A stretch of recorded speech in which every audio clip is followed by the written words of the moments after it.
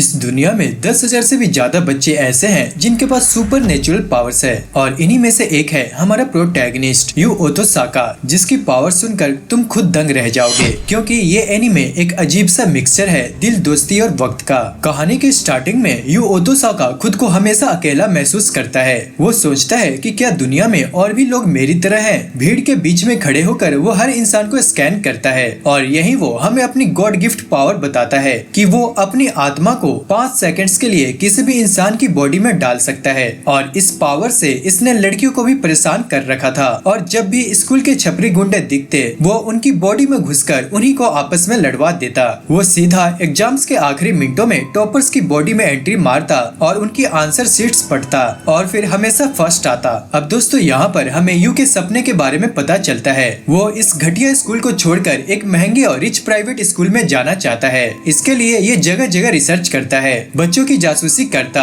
और पता लगाता कि कौन कौन से बच्चे उसके स्कूल में एडमिशन लेने वाले हैं। और आखिरकार यू अपना मिशन पूरा कर लेता है और एक नई प्राइवेट स्कूल में पहुंच जाता है। अब यू नई स्कूल में एंट्री मारता है। यहाँ यू एक शानदार स्पीच भी देता है और स्पीच के दौरान एक लड़की यूमी और उसकी दोस्त बात करती है कि ये लड़का कितना हॉट है। धीरे धीरे पता चलता है कि यू यहाँ भी हर एग्जाम में टॉप मार रहा है, लेकिन दोस्तों इस बार उसे कुछ गड़बड़ लगता है क्योंकि हम देखते हैं कि कोई इस पर नजर रख रहा होता है। स्कूल के बाद यू अपने फोन में देखता है कि एक लड़की ने उसे मैसेज किया है और उसे मिलने के लिए बुलाया है। पर दोस्तों यू का कुछ और ही प्लान होता है और वो होता है यूमी को सेट करना। अब यू उस लड़की को मना कर देता है। यू देखता है कि यूमी और उसकी दोस्त मिचन रोड क्रॉस कर रही है। अब ये अपनी पावर यूज करता है। पहले मिचन की बॉडी में जाता है और उसे रोड किनारे खड़ा कर देता है। फिर ट्रक ड्राइवर की बॉडी में घुसकर ट्रक को यूमी की ओर मोड़ देता है और आखिर में अपनी बॉडी में वापस आकर हीरो की तरह यूमी को बचा लेता है। अब ये देखकर यूमी इम्प्रेस होती है और उसे पैनकेक खाने चलने के लिए बोलती है। अब यू यहाँ पर बहाना मारने लगता है, लेकिन उसकी दोस्त मीन समझ जाती है और दोनों को वह अकेला छोड़ देती है। अब ये दोनों यहाँ पर डेट के लिए आते हैं। ये देखकर दोस्तों मुझे अपने कॉलेज के सीन याद आ गए। अब यूमी उसे सिखाती है कि पैनकेक सही तरीके से कैसे खाना चाहिए, पर यू यहाँ पर फिर से झूठ पे झूठ बोलता है। वाह, मुझे नहीं पता था कि पैनकेक ऐसे भी खाए जाते हैं। अब यूमी खुश होकर कहती है कि स्कूल के बाद वे फिर से मिलेंगे। अब यू समझ जाता है कि उसने फाइनली उसे फंसा ही लिया। अब इसके बाद क्लास में वापस आते ही उसे फिर यूमी का मैसेज आता है। यू खुशी के मारे ऊपर जाकर जोर जोर से हंसता है, पर तभी अनाउंसमेंट होता है कि स्टूडेंट प्रेसिडेंट ओमुरा उसे बुला रहा है। अब ओमुरा उसकी मार्कशीट दिखाकर कहता है, मुझे लगता है तुमने चीटिंग की है, तो अभी के अभी वही आंसर से यहाँ लिख कर दिखाओ। अगर आंसर सही निकले तो 90% से ऊपर, वरना सीधा स्कूल से बाहर। अब बेचारा यू गुस्से में आकर वहाँ से जाने लगता है, लेकिन प्रिंसिपल का ऑर्डर होने के कारण वो बेचारा फंस चुका होता है। अब यहाँ पर एग्जाम शुरू होता है और यू सोचता है कि प्रेसिडेंट के बॉडी में घुसकर वो आंसर देख लेगा, लेकिन प्रेसिडेंट तो पीछे से मैगजीन पढ़ रहा होता है। तभी एक लड़की कैमरे लेकर उसके सामने आती है और उसका नाम होता है तोरी। तोरी सब्जी नहीं दोस्तों। वो लड़की कहती है, तुम्हारे पास पावर है और मेरे पास तुम्हारे हर चीटिंग वाले वीडियोस। अब वह लड़की बताती है कि उसने यू को कई बार रिकॉर्ड किया है, किसी को हराया, एग्जाम में चीटिंग, दूसरे की बॉडी पोजेस करना और तो और उसने मेडिकल रिपोर्ट्स भी चेक की। अब यू डर के मारे टेबल फेंक कर भाग जाता है, पर उसे भागता देख एक लड़का देख लेता है। अब यू भागते हुए यूमी को भी भागने के लिए कहता है, लेकिन वो बेचारी गिर जाती है और यू उसे वहीं छोड़कर वहाँ से चला जाता है। अब वही लड़का आता है और यूमी को उठाता है। अब वहीं हम यूमी को देखते हैं जो कि मेन मार्केट से बचते हुए भागता है, लेकिन पीछे से उस पर अटैक हो जाता है और वो और भी तेजी से वहाँ से भागने लगता है। पर तभी हम देखते हैं कि वो लड़का रॉकेट की स्पीड से आता है और उसे हवा में धक्का दे देता है और यू सीधे नदी में गिर जाता है। अब यहाँ पर हमें एक बात का पता चलता है। असल में वह लड़का बताता है कि उसके पास टेलीपोर्टेशन सुपर स्पीड जैसी पावर है और वो अकेला नहीं है बल्कि तोरी भी पावर्ड है और दुनिया में ऐसे कई लोग हैं और यू जैसी पावर वाले बच्चे पुबर्टी के टाइम ही जागते हैं। अब तोरी कहती है कि हम चाहते हैं कि तुम हमारे स्कूल स्टार ओशन एकेडमी में ट्रांसफर हो जाओ। अब जैसे ही यू उसके कैमरे को छूने वाला होता है, अचानक हवा में उसे थप्पड़ पड़ना शुरू हो जाते हैं और वो सीधा नीचे गिर जाता है। अब हमें समझ आता है कि यह तोरी की स्पेशल पावर है। असल में वह गायब होकर मार सकती है, यानी इनविजिबल स्मैक। और यही वजह थी कि ये लोग चाहते थे कि हमारा प्रोटैगनिस्ट यू उनके साथ जुड़ जाए और उनकी स्टूडेंट काउंसिल का हिस्सा बने। असल में उनका मिशन बहुत बड़ा है, उन बच्चों को रोकना जो अपनी पावर्स का गलत इस्तेमाल करते हैं। अब आगे हम देखते हैं कि रात को घर पहुंचते ही यू की बहन उसे बताती है कि उसके पास एक स्कॉलरशिप लेटर आया है जो कि स्टार ओशन एकेडमी से आया हुआ होता है। और सरप्राइज की बात यह है कि वह खुद भी उसके साथ जाने वाली है। पर यू यहाँ पर पूछता है कि तुम्हारे दोस्त का क्या? वो कहती है कि उसके पास फोन है तो वह उन्हें वीडियो कॉल कर लेगी। उसने यू के लिए एग राइस बनाया था। पर दोस्तों हमारे हीरो को खाना पसंद नहीं आता, लेकिन फिर भी वह झूठ बोलता है कि खाना बहुत ही टेस्टी है। पर उसकी बहन बोलती है कि मम्मी बनाती थी तो और भी ज्यादा अच्छा लगता था। और यही हमें पहली बार पता चलता है कि यू और उसकी बहन के पेरेंट्स अलग हो चुके हैं। और तभी से यू ने सोचा अब इस दुनिया में मेरा असली परिवार बस मेरी छोटी बहन ही है। अब अगली रात उसकी बहन टेलीस्कोप से सितारे देख रही होती है। यू उसे समझाता है कि अच्छे दोस्त बनाने हैं तो रात के टीवी शो देखा करो, क्योंकि स्टार्स के बारे में कोई भी बात नहीं करता। अब अगली सुबह दोनों स्कूल में पहुंचते हैं, जहां गार्ड एकदम सख्त टाइप घूम रहे होते हैं। अब यू और उसकी बहन को खुद का पर्सनल रूम भी मिल जाता है। अब यहाँ पर हम देखते हैं कि यू की मुलाकात दोबारा तोरी और तकाजू से होती है। अब उसे समझा दिया जाता है कि अब उसकी पावर और ये मिशन सीक्रेट रहेगा। जब तक उसकी पावर्स गायब नहीं हो जाती वो किसी को भी इसके बारे में नहीं बता सकता। यूमी को समझाना उसके बस की बात नहीं थी, पर यूमी कहती है कि मेरा घर दूर है, अगर लगातार मिलती रही तो लोग मुझे स्टॉकर समझेंगे। और फिर वो बोलती है तो शायद यही हमारा एंड है, मैं तुम्हें हमेशा याद रखूंगी कि तुमने मेरी जान बचाई थी। अब यू यहाँ पर पूरी तरह से शॉक में रह जाता है। दोस्तों ऐसा आप लोगों के साथ भी हुआ होगा कि स्कूल चेंज, रास्ते भी चेंज और लड़की भी चेंज। अब हम देखते हैं कि तोरी और टकाजू अलग से यू की बहन से मिलते हैं और खुद को इंट्रोड्यूस करते हैं। तभी हम देखते हैं कि यू को रसोई में रखे टेस्टी रामेन मिलते हैं और वो इसे तुरंत छिपा लेता है कि कहीं ये दोनों खा न जाए। पर तोरी अपनी इनविजिबल पावर यू की बहन को दिखाती है और वो देखकर ये हैरान रह जाती है, अरे आप तो टीवी के जादूगरों से भी अच्छे हो। लेकिन दोस्तों ये सब देखकर यू थोड़ा इरिटेट हो जाता है। अब रात को टीवी पर चल रहे गानों से हमें पता चलता है कि तोरी असल में एक पॉपुलर आइडल ग्रुप का हिस्सा है। अब हम देखते हैं कि उस रात यू को एक सपना आता है कि उसका एक और कजन भाई है, लेकिन दोस्तों उसका चेहरा साफ नहीं दिखता। अब हम देखते हैं कि नए स्कूल का पहला दिन शुरू होता है। अब यू तैयार होकर बाहर निकलता है। एंट्रेंस पर उसे फिर तकाजू और तोरी मिलते हैं। चलते समय यू पूछता है कि क्या स्कूल के हर बच्चे के पास पावर है? तभी तोरी बताता है कि यहाँ पर दो तरह के बच्चे पढ़ने आते हैं, फर्स्ट जिनके पास पहले से पावर है और सेकंड जिनके पास पावर आने वाली है। असल में स्कूल उन्हें इसलिए रखता है क्योंकि साइंटिस्ट ऐसे बच्चे को पकड़कर एक्सपेरिमेंट कर सकते हैं। अब दोस्तों यहाँ पर भाई की कहानी बताते हुए तोरी की आंखें भर जाती है। वो बताती है कि एक साइंटिस्ट ने उसे पकड़ लिया और वो फिर कभी वापस नहीं आया। अब यू यहाँ पर घबरा जाता है और मजाक में वो बात टालने लगता है, लेकिन तोरी कहती है कि ये मजाक नहीं है बल्कि तुम्हारी जैसी पावर्स बहुत कीमती होती है। बट यू पूछता है कि मैं ये सब क्यों करूँ? तभी तोरी बोलती है कि तुम्हें नई जगह दी गई, खाना भी दिया गया और स्कूल भी, अब बदले में जिम्मेदारी भी तुम्हें निभानी होगी। अब ये सुनकर यू चुप हो जाता है। आगे हमें क्लासरूम का सीन दिखाया जाता है। यू अपनी क्लास में इंट्रो देता है और हम देखते हैं कि उसकी वॉइस भी बहुत ही ज्यादा अच्छी होती है और साथ में उसकी लुक्स भी फुल सेट होता है और ये देखकर पूरी क्लास उससे इम्प्रेस हो जाती है। लेकिन तभी अचानक उसकी नजर जाती है दूसरी बेंच पर और वहाँ पर होती है तोरी और आखिरी बेंच पर होता है टक्काजू। अब बेचारा यू का यहाँ पर पूरा ऑरा डाउन हो जाता है। अब लंच टाइम में टक्काजू यू से पूछता है कि लंच लाया, पर वह लंच नहीं लाया था तो दोनों साथ में ही खाने बैठ जाते हैं। अब यू तोरी से पूछता है कि तुम इतनी अकेली क्यों हो जबकि इतनी सारी लड़कियां हैं। तोरी बताती है कि उसकी इनविजिबिलिटी पावर अनलॉक होते ही वो लगभग सबको अदृश्य दिखने लगी थी, कैमरा ही उसे पकड़ सकता है, इसलिए दोस्त नहीं बने। तभी वह कहती है कि हमारा हेल्पर आने वाला है। अब यहाँ पर हमें हेल्पर के बारे में पता चलता है जिसका नाम होता है कोनेगामी। असल में ये हेल्पर गीले बालों वाला शांत टाइप का लड़का होता है और ये अंदर आता है और मैप पर एक बूंद गिराता है और बिना कुछ बोले वहाँ से चला जाता है। अब इसके बाद टकाजू और तोरी बताते हैं कि ये कोनेगामी है, जिनके पास पावर्स होती है उनकी लोकेशन यही ढूंढता है। अब यू यहाँ पे शॉक्ड हो जाता है, भाई ये क्या था। अब मिशन यहाँ से स्टार्ट हो जाता है। यहाँ पर तीनों हाई स्कूल पहुँचते हैं। तोरी इधर उधर स्कैन कर रही होती है और उसे एक सस्पिशियस लड़का दिखता है। यू उसकी बॉडी पोजेस करके उसके बैग में से सब सामान गिरा देता है।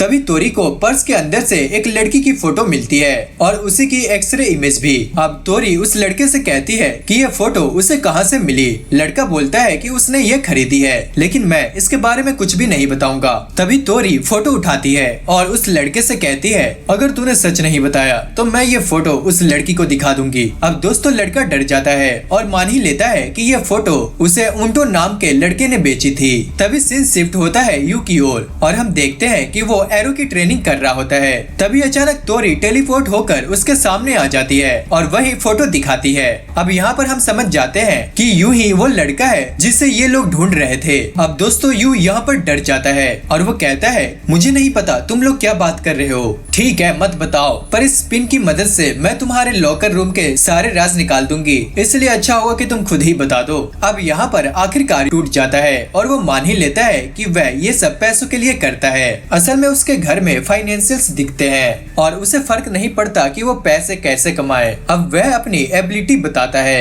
कि जिस भी लड़की की वो फोटो इमेजिन करता है उसकी तस्वीर कैमरे में बन जाती है और वो ये ट्रिक तोरी पर भी ट्राई करने वाला था, पर तभी अचानक यू जाता है और उसकी बॉडी को कैप्चर कर लेता है और वो फोटो को तोमोरी को दे देता है। अब दोस्तों ये देखकर यू गुस्से में एक एरो चला देता है, पर तभी तकाजो भागते हुए आता है और हवा में उस एरो को पकड़ने की कोशिश करता है। तभी हम देखते हैं कि उसका पहला हाथ फिसल जाता है, लेकिन दूसरे हाथ से वो एरो को रोक ही लेता है। अब तोरी उसे समझाती है कि मैं नहीं चाहती थी कि तुम जैसा लड़का साइंटिस्ट के हाथ लगकर बर्बाद हो जाओ। असल में तुम गलत काम कर रहे हो, एक दिन पुलिस तुम्हें पकड़ ही लेगी, इसलिए हमारे साथ चलो, एकेडमी ज्वाइन करो और सही तरीके से पैसे कमाओ। अगले दिन दोस्तों हम देखते हैं कि ये लोग रक्स के घर जाने की तैयारी करते हैं। अब यू रास्ते में पूछता है कि तुम्हारे भाई के साथ क्या हुआ था। तोरी कहती है कि वो कल बताएगी। अब अगली सुबह वो यू को साथ चलने के लिए कहती है, पर यू टकाजो से पूछता है, लेकिन वो आने से मना कर देता है। इसके बाद वो दोनों मेट्रो स्टेशन पहुंचते हैं। तभी तोरी पूछती है कि कुछ खाया, पर यू कहता है कि सुबह फ्राइड अंडा खाया था, इसलिए अभी भूख नहीं है। इसके बाद हम देखते हैं कि तोरी अपने लिए नूडल बॉक्स और उसके लिए सैंडविच ले लेती है। तभी यू मन में सोचता है कि इसमें तमीज नाम की चीज ही नहीं है, चलती मेट्रो में सबके सामने खाना शुरू कर दिया। अब स्टेशन पहुँचते पहुँचते तोरी उसकी सैंडविच भी खा लेती है। अब इसके बाद दोनों बस में बैठकर आगे बढ़ने लगते हैं। आगे हम देखते हैं कि तोरी बताती है कि जब वह जूनियर स्कूल में थी उसे एक बड़े प्रेस्टिजियस हाई स्कूल से ऑफर आया था और उसकी माँ बहुत खुश थी क्योंकि उनका सपना था कि तोरी डॉक्टर बने। इसका भाई एक म्यूजिक बैंड में था, रिकॉर्ड लेवल उसको साइन करने में इंटरेस्टेड थे। घर में पैसे कम थे, फिर भी भाई चाहता था कि उसका एल्बम जल्द ही रिलीज हो जाए। लेकिन उसी समय माँ ने फैसला किया कि वो दोनों बच्चों को एक सस्ते बोर्डिंग स्कूल में डालेंगी क्योंकि पैसे कम बचे थे। पर ये सुनते ही उसका भाई गुस्से में चिल्लाने लगा, मेरा रिकॉर्ड लेवल साइन होने वाला है और आप हमें ऐसे स्कूल में भेजना चाहती हो।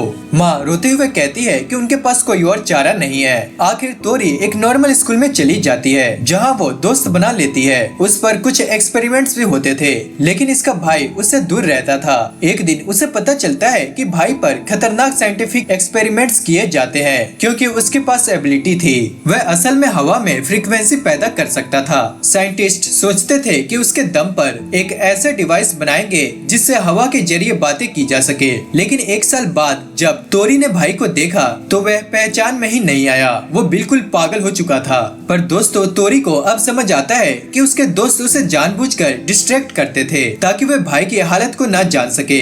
और एक दिन अचानक भाई लैब से गायब हो गया। अब यू पूछता है कि उसके बाद क्या हुआ। तोरी उसे आगे बताती है कि उस दिन के बाद से मैंने लोगों पर भरोसा करना बंद कर दिया। अब फाइनली वो दोनों उस जगह पहुंचते हैं जहां उन्हें जाना था। बड़ी बड़ी सीढ़ियां चढ़कर वो हॉस्पिटल पहुंचते हैं और वहां पर रूम नंबर 12 में उसका भाई होता है। अब यू अंदर जाता है और वो दंग रह जाता है कि भाई पागलों की तरह तकियों को फाड़ रहा होता है और वो दर्द में चिल्ला रहा होता है। तभी नर्स उसे शांत करती है, पर बाद में उसे वहाँ से बाहर ले जाया जाता है। दोस्तों वह पहले जैसे नहीं रहा, मानो वह मुन्ना भाई MBBS का आनंद बन गया हो। मासूम, सीधा साधा और बेचारा टूटा हुआ।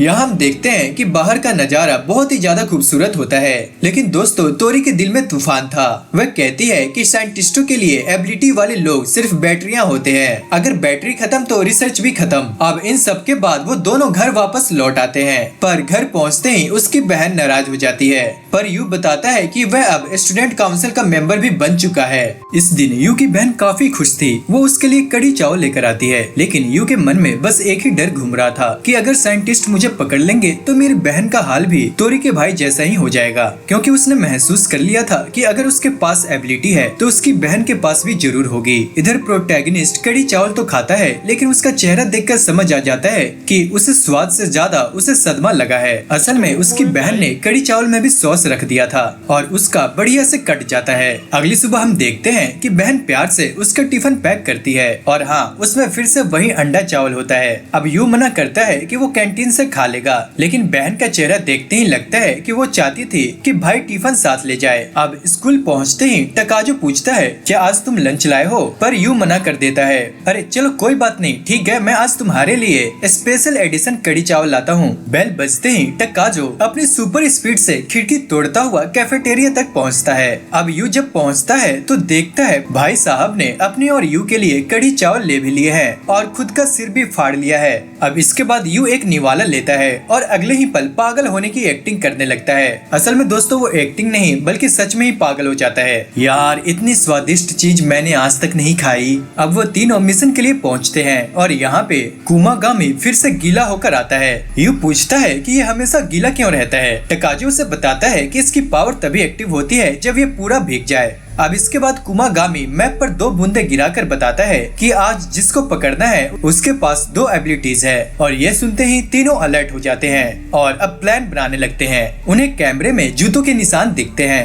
पहले लगता है कि कोई बूढ़ा आदमी किसी लड़की का पीछा कर रहा है, पर एक औरत बताती है यहाँ यूसा आई थी, वही आइडल जिसे यू की बहन टीवी पर देखती रहती है। अब इसके बाद तीनों उसकी एजेंसी जाते हैं और तभी कैमरे में एक मिस्टीरियस आदमी दिखता है और तीनों उसका पीछा करने लगते हैं, पर वो घूमकर तोरी को घुसा मार देता है, पर यू तुरंत उसकी बॉडी पर कब्जा कर लेता है। अब टकाजो स्पीयर पकड़ता है और आखिरकार वो आदमी काबू में आ जाता है और डर के मारे वो बोलता है कि यूसा का पीछा करने को उसे टायो टीवी ने भेजा था। ये तीनों उसे अस्पताल छोड़ते हैं, लेकिन तभी उन पर एक लाल बालों वाला लड़का चिल्लाता है तुम लोग यूसा के पीछे क्यों पड़े हो। अब वो उन्हें एक पुराने क्लब हाउस ले जाता है जहाँ यूसा खुद मौजूद थी। उसे देखते ही टकाजो तो फैन बॉय मोड में चला जाता है। फिर लड़के बताते हैं कि यूसा को मैजिकल पर्सनैलिटी डिसऑर्डर है। उसके अंदर उसकी बड़ी बहन मीसा की आत्मा आ जाती है जो कि 1.5 साल पहले मर चुकी थी। मीसा आते ही दोनों लड़के को पीटना शुरू कर देती है और अपनी आग की ताकत से पूरा हॉल को जला देती है,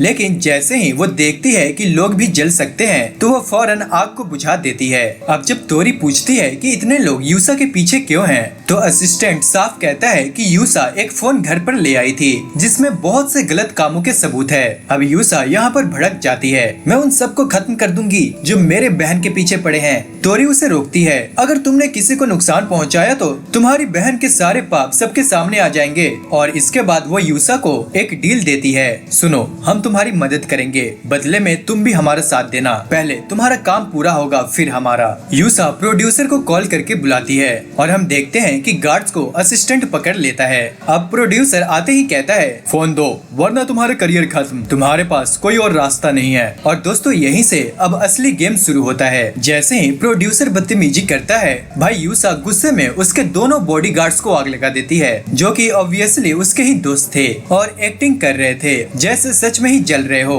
पर दोस्तों असल में इन लोगों ने फायर प्रूफ कपड़े पहन रखे थे, इसलिए उन्हें दर्द वर्द कुछ नहीं होता। अब ये सब देखकर प्रोड्यूसर डर के मारे चिल्लाता है, रुको ये तुम क्या कर रही हो। यूसा शांत होकर कहती है, तुम्हें अपने ट्रैप में फंसा रही हूँ। अब वह हीरो की मदद से अपनी पावर्स दिखाकर उसे अच्छे से डरा देती है और फिर फोन पकड़ाकर कहती है, अगली बार ऐसी हरकत भी मत करना।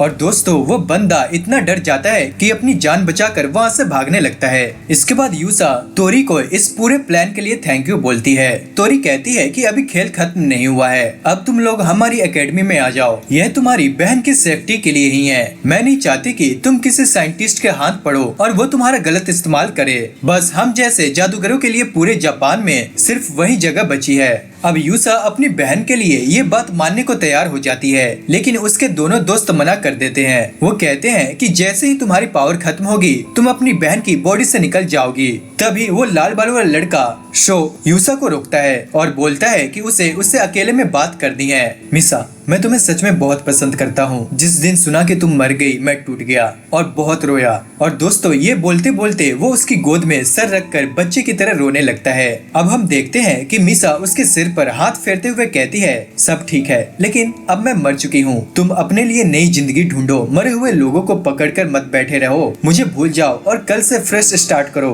वो दोस्तों उसे हिम्मत देकर वहाँ से चली जाती है। उधर दूसरी तरफ हमारा हीरो घर पहुँचता है। तभी उसकी बहन गुस्से में चिल्लाती है, तुमने मुझे कॉल तक नहीं किया, रात के 1:30 बजे आ रहे हो। अब दोस्तों हीरो बताता है कि वह स्टूडेंट काउंसिल में काम से गया था और फिर इसके बाद दोनों झगड़ने लगते हैं, थोड़ा हंसते हैं और फिर साथ में खाना बनाते हैं। तभी हम देखते हैं कि टीवी पर यूसा नाम की पॉपुलर सेलिब्रिटी का म्यूजिक वीडियो चल रहा होता है और उसकी बहन ये देखकर खुश हो जाती है। यू बताता है कि असल में यूसा अब उनकी एकेडमी में ही पढ़ेगी और उसकी बहन तो दोस्तों एक्साइटमेंट में उछलने लगती है, यार प्लीज प्लीज मुझे उसे मिलाना।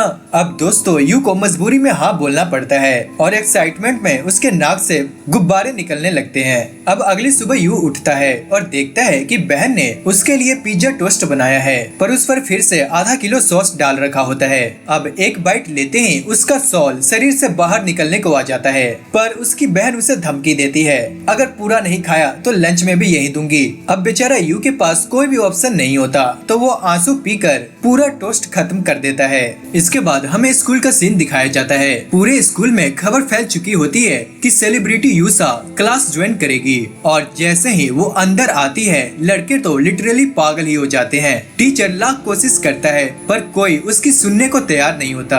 यूसा बताती है कि वह यहाँ पढ़ेगी और बीच बीच में अपने काम के लिए बाहर जाएगी, लेकिन कोशिश करेगी कि हाई स्कूल का ज्यादातर टाइम यही रहे। तभी हम देखते हैं कि टकाजो तुरंत उसकी बात का सपोर्ट करता है और उसको देखते ही सारे लड़के भी सपोर्ट में हाथ खड़ा कर देते हैं। अब इसके बाद टीचर उसे तोरी के बगल वाली सीट दे देता है। आगे हम देखते हैं कि क्लास खत्म होने के बाद सारे लड़के यूसा को घेर लेते हैं, यार एक गाना सुना दो प्लीज, एक लाइन तो सुना दो। अब हम देखते हैं कि यूसा भी स्माइल करते हुए सबको एंटरटेन कर रही होती है। उधर टकाजो उसे मिलने का मौका ढूंढता है, लेकिन तभी तोरी वहाँ पर आ जाती है और उसका हाथ पकड़कर बोलती है, चलो अब हमें अपना काम करना होगा। फिर वो यूसा का हाथ पकड़कर कहती है, हमें अभी स्टूडेंट काउंसिल जाना होगा। यहाँ अब तोरी की हालत पहले जैसे नहीं थी। टकाजो तो भाई एकदम ओवर एक्टिंग मोड में उसकी तारीफें किए जा रहा होता है, पर तभी अचानक दरवाजा खुलता है और हमारा कुमागामी पूरा भीगते हुए कमरे में घुसता है और आते ही मैप खोलता है और उस पर 2 बूंद पानी टपका देता है जैसे कोई बहुत ही बड़ी खोज की हो, और सीरियस टोन में कहता है कि अगला इंसान जिसे इन्हें भीगना होगा उसके पास टेलीकिनेसिस की पावर है। इसके बाद उन्हें पता चलता है कि उन्हें कनाया एकेडमी जाना पड़ेगा। जाने से पहले तोरी सबको एक अखबार दिखाती है जिसमें बेसबॉल मैच की हाइलाइट्स होती है, पर सबको कुछ समझ में नहीं आता इसलिए वो वीडियो दिखाती है। वहाँ पक्का साफ दिख जाता है कि जो लड़का बॉल फेंक रहा है वो अपनी टेलीकिनेसिस का इस्तेमाल कर रहा है, क्योंकि जिस तरह से वो बॉल पकड़ता है और फेंकता है वो नॉर्मल ह्यूमन के बस की बात नहीं है। अब धीरे धीरे करके तोरी की बातें इन तीनों की दिमाग में घुस जाती है और सब समझ जाते हैं कि मामला क्या है। अब इसके बाद टीम कनाया एकेडमी पहुंचती है और उस लड़के से मिलती है। मुझे पता है तुम पावर का इस्तेमाल कर रहे हो। अब लड़का मुंह बनाकर कहता है, क्या फिजूल की बातें कर रहे हो, इस जमाने में पावर्स थोड़ी होती है। अब दोस्तों तोरी उसे धमकाते हुए कहती है कि अगर वो ऐसे ही मैचों में पावर चलाता रहा तो साइंटिस्ट उसे उठाकर ले जाएंगे और उसकी लाइफ बर्बाद हो जाएगी। पर लड़का इसे इग्नोर करने की कोशिश करता है, लेकिन तभी तोरी अपनी पावर दिखा देती है और उसके साथ खड़ी यूसा भी अपनी फायर पावर दिखा देती है। अब उस लड़के की हालत एकदम से टाइट हो जाती है। आगे तोरी डिसाइड करती है कि हमारी स्कूल टीम तुम्हारी बेसबॉल टीम से मैच खेलेगी। अगर हम जीते तो तुम हमारी बात मानोगे, पर अगर तुम जीते तो हम तुम्हारा पीछा छोड़ देंगे। अब दोस्तों लड़का यहाँ पर मान जाता है। तभी हमें उसका नाम पता चलता है, उसका नाम होता है एरीफुमी। अब दोस्तों फाइनली मैच का दिन आ जाता है। दोनों टीमें फुल टाइट बैठी होती है, पर प्रॉब्लम ये थी कि तोरी की स्कूल में कोई भी बेसबॉल में प्रो नहीं था, पर यहाँ पर खेलना तो था।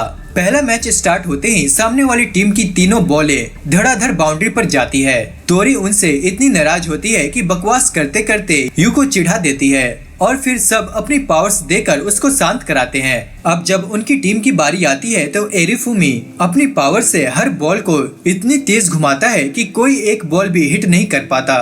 अब कई राउंड्स ऐसे ही गुजर जाते हैं और स्कोर दोनों तरफ 0 रहता है। लास्ट में तोरी कहती है कि अब पावर्स यूज नहीं करेगी।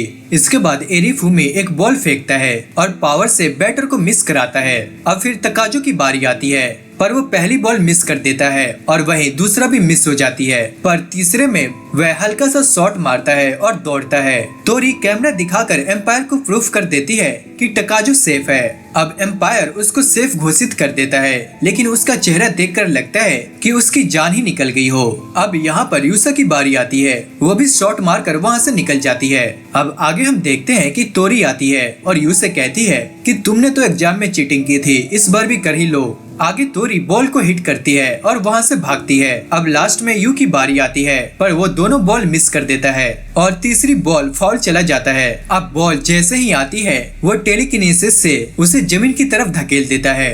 बॉल जमीन छूते ही सब भागना शुरू कर देते हैं और आखिर में यूसा सेफ जगह पर पहुंच जाती है और यहाँ पर हमारी टीम मैच जीत जाती है। आगे हमें एरिफुमी का सच पता चलता है। हारने के बाद वो बताता है कि वो अपनी पावर इसलिए यूज कर रहा था क्योंकि उसका बेस्ट फ्रेंड बेसबॉल में कमाल है, लेकिन बड़ी टीमों का ध्यान कभी उन पर नहीं जाता, इसलिए वो उसकी मदद करने के लिए मैच में पावर चला देता था। पर इस पर तोरी कहती है, अगर तुम पावर यूज करोगे तो तुम्हारा दोस्त चीटर कहलाएगा, उसको खुद मेहनत से आगे बढ़ने दो, वरना तुम कभी प्राउड नहीं हो पाओगे कि तुम्हारा दोस्त सच में टैलेंटेड है। अब दोस्तों ये बात सुनकर एरिफुमा चुप हो जाता है। अब रात को यू घर वापस आता है और देखता है कि उसकी बहन ने सूप में वापस से सॉस डाल दिया है। अब हम देखते हैं कि टीवी पर यूसा का नया गाना चल रहा होता है जो उसने स्कूल में शूट किया था। अगले दिन क्लास के सारे लड़के यूसा के पीछे पड़े होते हैं। तभी हम देखते हैं कि 5-6 लड़कियां अंदर आती हैं और तोरी का हाथ पकड़कर उसे बाहर ले जाती है। अब ये देखकर यू तकाजो से पूछता है कि क्या चल रहा है। तकाजो कहता है कि मुझे पता है, लेकिन बेहतर होगा कि तुम न जानो। पर यू तो यू है, वो पीछा करने लगता है और वो देखता है कि वो लड़कियां मिलकर तोरी को पीटने लगती है और उसे जमीन पर गिरा देती हैं। अब जब लड़कियां चली जाती है तो यू दौड़कर तोरी के पास आता है और पूछता है, सुनो क्या तुम ठीक हो? तोरी धीरे से बोलती है, तुम पीछे से सब देख रहे थे है ना? आगे जब इनको मैसेज आता है कि इनका हेल्पर वापस लौटने वाला है तो तोरी की हालत देखकर यू शॉक्ड में रह जाता है और वो कहता है, तुम्हें किसने पीटा? तभी तोरी तुरंत हंसकर कहती है, कुछ नहीं, बस रोज की मस्ती चलती रहती है। लेकिन भाई चेरी की सूजन बता रही थी कि यहाँ मस्ती कम पिटाई ज्यादा पड़ती है। तभी हमेशा की तरह गीला गीला सा कुमेगामी प्रकट होता है और आते ही 2 बूंद पोलियो वाला अपना एंटी सिग्नेचर डाल देता है। वो बताता है कि अब जिस बंदे से इनकी लड़ाई होगी उसके पास उड़ने की पावर है। अब ये सुनते ही तोरी की आंखों में फ्री फ्लाइट ऑफर जैसी चमक आ जाती है। वो एक ताजा मैगजीन उनके मुंह पर फेंकती है जिसमें लिखा था कि पहाड़ों के बीच कोई आदमी उड़ता देखा गया है। वो बोलती है कि अब हमें पहाड़ों में रहना पड़ेगा जब तक यह उड़ता हुआ बंदा दिख न जाए और उससे पहले सबको मार्केट जाकर सामान लेना होगा। आगे हम देखते हैं कि मार्केट में तोरी सीधे भुट्टो के ढेर पर टूट पड़ती है, फिर सब्जियों की अलग ही लिस्ट बना लेती है। आगे ड्राइवर इन्हें पहाड़ के नीचे छोड़कर चला जाता है। अब पहुंचते ही टेंट लगाने की बारी आती है। तोरी यू से कहती है कि थोड़ा संभल कर लगाना, और भाई यू तो ऐसे गिरते गिरते बचता है जैसे कुएं में गिर गया हो। आगे तोरी बताती है कि ये गड्ढा नहीं बल्कि पुराने जमाने का असली कुआं है। अब थोड़ी देर बाद यू अपनी बहन को कॉल करता है और बताता है कि आज रात वो घर नहीं आएगा क्योंकि स्टूडेंट काउंसिल की ट्रिप पर है। इधर वहीं यूसा की बॉडी में उसकी बड़ी बहन मिसा एक्टिव हो जाती है और अपनी पावर से बारबेक्यू में आग लगा देती है। कॉर्न ग्रिल होते हैं, वेजिटेबल्स पकते हैं और खाना इतना डिलीशियस लगता है कि सबकी आत्मा खुश हो जाती है। अब रात को हम देखते हैं कि यू और टकाजो अपनी अपनी एबिलिटी पर बातें करते हैं। टकाजो बताता है कि उसकी शक्ति कुछ सालों में खत्म हो जाएगी। वहीं दूसरी तरफ यू तोरी को अकेला बैठकर सॉन्ग सुनते देखता है। अब यू भी ईयरफोन लगाता है और एंट्री लेते ही उसे लगता है जैसे वह किसी खुले खेत में खड़ा हो। अब इसके बाद तोरी अपना सपना बताती है कि कि वह एक दिन अपने भाई के लिए एक म्यूजिक वीडियो डायरेक्ट करना चाहती है। अब दोस्तों अगले दिन वो सब उड़ने वाले लड़के की तलाश में जुट जाते हैं। आगे हम देखते हैं कि वो सब फिर से कॉर्न पकाते हैं। तभी दूर से नीली हेडबैंड वाला लड़का आता है और कहता है, आप लोग यहाँ क्या कर रहे हो? तभी तोरी हंसकर कहती है, हम तो बस मस्ती करने आए हैं, पूरा दिन यहीं रहेंगे। पर तभी दोस्तों लड़का कहता है, तो मैं पुलिस को बुला देता हूँ। अरे बुला बुला, पुलिस तुम्हें ही पकड़ लेगी क्योंकि ये प्राइवेट प्रॉपर्टी है। और फिर वह उसके बाद एक मैगजीन दिखाती है कि ये तू ही है ना वो बंदा जो हवा में उड़ता है। अब वो लड़का कहता है, कोई प्रूफ है तुम्हारे पास? अब तोरी कैमरा दिखाती है और उसमें सब रिकॉर्ड होता है। आगे लड़का उसे छीनने के लिए दौड़ता है पर वो सीधा कुएं में गिर जाता है, पर वो फिर अपनी फ्लाइंग पावर से ऊपर उठ जाता है। अब सबको यकीन हो जाता है कि ये वही लड़का है। आगे हम देखते हैं कि वो कैमरा छीनकर हवा में उड़ जाता है, पर यू अपनी पावर से उसकी बॉडी में एंटर करता है और हवा में ऊपर जाकर उसको एहसास होता है कि अगर 5 सेकंड के अंदर वो वापस नहीं लौटा तो नीचे गिरकर उसका भरता बन जाएगा। पर काउंटडाउन चलते चलते वो किसी तरह वापस आता है और फिर तोरी कैमरा संभाल लेती है। अब टीम उसे समझाती है कि उनकी तरह उनकी पावर्स भी अस्थायी है और अगर वह साथ नहीं देगा तो साइंटिस्ट उसे पकड़ लेंगे। पर लड़का बताता है कि वो उड़ने की पावर इसलिए इस्तेमाल करता था ताकि एक दिन टॉम क्रूज जैसा स्टार बन सके, लेकिन तोरी समझाती है कि इससे उसकी जिंदगी बर्बाद हो सकती है। अब लड़का यहाँ पर मान जाता है और वो कहता है कि वो आज से पावर का इस्तेमाल करना बंद कर देगा। अब यू जब घर पहुँचता है तो देखता है कि उसकी बहन नाराज बैठी होती है। वह उसे मनाता है और उसकी बहन उसके लिए नूडल्स बनाती है, वो भी बिना सॉस के। लेकिन दोस्तों टेस्ट इतना जबरदस्त होता है कि यू कहता है कि ये बिना सॉस के इतना अच्छा कैसे बना। पर उसकी बहन हंसते हुए कहती है कि वो सॉस डालने ही वाली थी लेकिन सॉस ही खत्म हो गया।